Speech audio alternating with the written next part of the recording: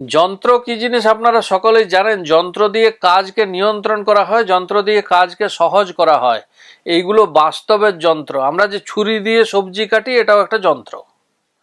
কিন্তু কিছু কিছু অবাস্তব যন্ত্র আছে। যেমন দেখতে পাবেন অনেকের বাড়িতে ঢোকার সময় দরজার সামনে কিছু একটা ডিজাইন করা আছে, ওটা যন্ত্র। কোনো দেবদেবীর নাম নিয়ে ওই যন্ত্র তৈরি করা হয়েছে।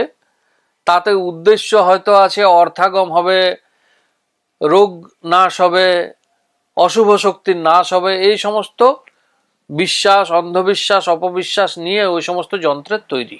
মানুষের মনে হিংসার শেষ নেই। এই হিংসার কারণে আমরা অনেক সময় অনেকের ক্ষতি চেয়ে বসি।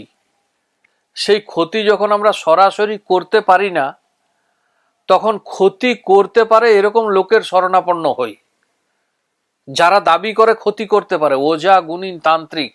তাদের কাছে ক্ষতি করার 6 রকমের যন্ত্র থাকে: মারণ, মোহন, স্তম্ভন, বিদ্বেষণ, উচাটন, বশীকরণ।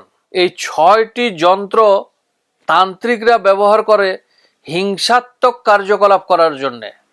তারা মানুষকে আশ্বাস দেয় তাদের এই সমস্ত যন্ত্রের প্রয়োগে মানুষের ক্ষতি করতে পারে। এই 6টি যন্ত্রের সমাহার হচ্ছে ষড়যন্ত্র।